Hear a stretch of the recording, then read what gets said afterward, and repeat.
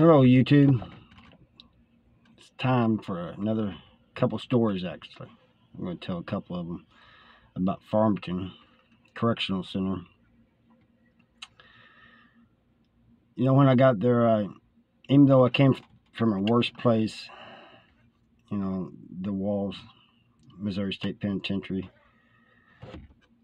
it was more violent.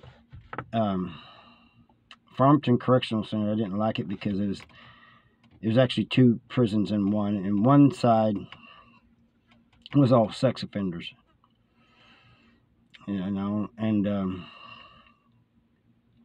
everybody else was on the other side. It's kind of funny because there was trees everywhere and sandboxes, you know, played volleyball and stuff. So that was kind of just weird. They had all this stuff, and it was half of it was a sex offender camp. But the one story I want to tell is I had a cellmate that was a storeman. Well, he went to the hole and he wasn't coming back out. He's getting transferred, so he left the store to me. And I didn't really need it because I had money coming in, you know. And so I was thinking about, you know, just using all the profits or whatever, you know. But while this was going on, some guy had come to me and got some sodas and other things from me. And he lived in another wing. Now, the only way we can go to another wing is if you use a worker, you know, worked like in laundry. And I had a friend that worked in laundry. So word got back to me this guy was going to try to beat me. Actually, it came from his cellie. And you can't really let nobody beat you, you know. You can't let them get away with shit.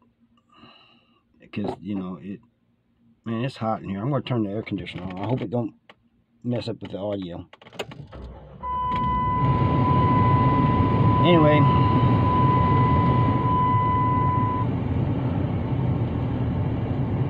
Anyway, so I told my buddy about this that worked in laundry, and he says, well, you can go over and see him.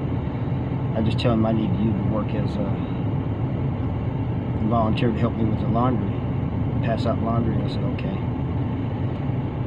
So I went, and I was helping him, and when I got to that wing, I went straight to that guy's cell, and I said, where's my stuff? You know, and he just looked surprised, you know.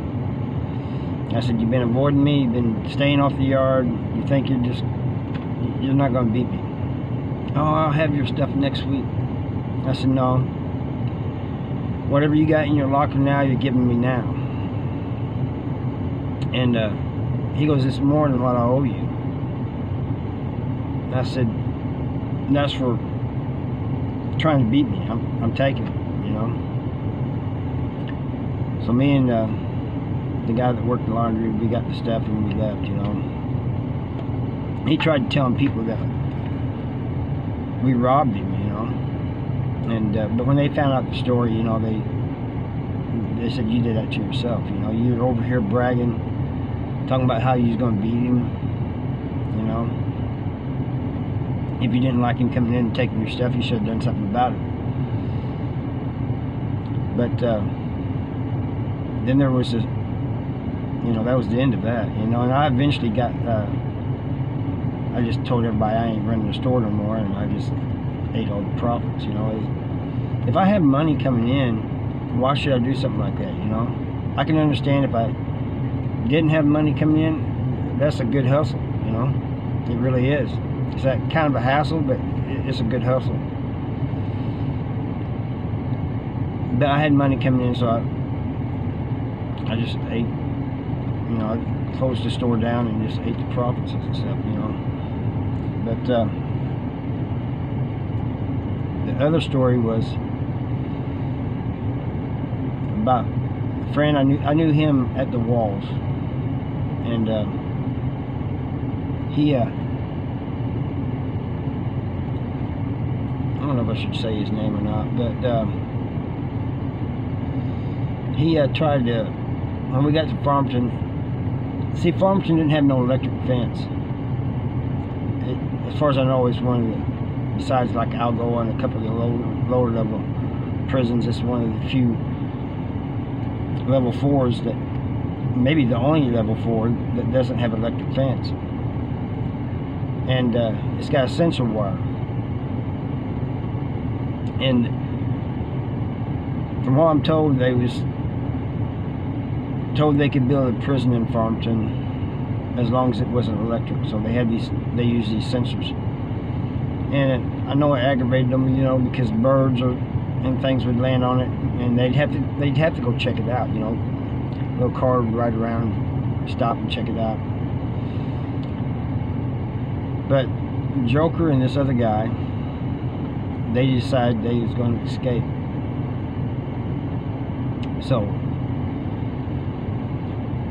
they went back behind the church, and they would throw rocks and things at the fence, and they'd come around and check and then go on, and they kept doing this. And finally they just stopped coming around to check on it. And so they threw some blankets and coats over the fence, you know, it had that concertina or whatever it was called at the top, and they went over the top and got away. I think they had to go through 3 fences if I remember correctly. But my buddy, he got cut up on his thigh real bad. I mean, real bad. So he didn't make it too far and ended up in the hospital. And, you know, he was bleeding pretty bad, I guess. And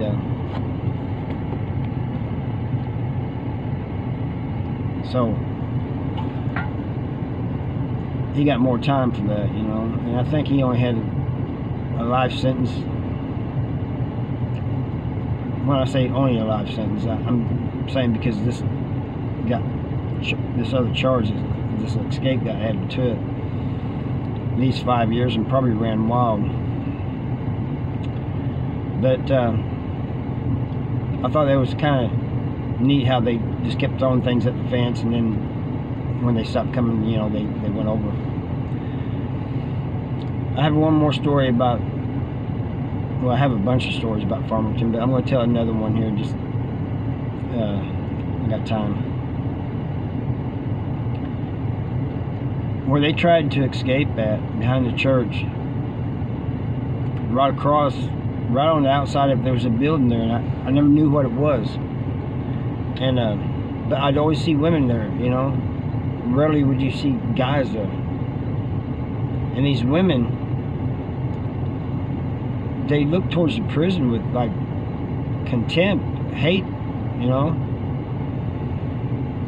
And right outside of the church, there's a bunch of trees, and there's like a couple picnic tables, and people used to hang out there because it was real shady, and it was kind of away from everybody. So one day I went up there, and some people that I worked out with was sitting there, they was playing cards, and I was talking to them, and I looked across this fence, and there's a couple of women standing outside the building, right outside the door, and they were smoking. And they was just looking, every time they looked at the prison, it was like with hate. I mean, I understand it's a prison, but wow. So this guard was walking by. He's, you know, just checking on people and stuff, you know, and looking to see what's going on. He's probably checking to see if there was any gambling going on. Anyway, he goes, those women over there hate every one of us. You guys and every male officer there is. I said, they hate us? I mean, why? You know, I mean, is it because we're prisoners? And he goes, no, they hate us too. They hate any guy. And I said, well, that don't make no sense. I said, I don't even know what that thing is. That place is, you know. And he said, it's a shelter for women who have been abused. I said, well, you know, I kind of understand, you know, them feeling the way they do, but I said, I didn't abuse any of them. And he goes, yeah, I didn't either. And he walks on. But every time you saw one, it didn't matter who it was. You know, there's different ones that come out every once in a while. Most would not look over that way, over towards the prison. But those who did, they would, I mean, it was just with hate. So, that's all I got for you today.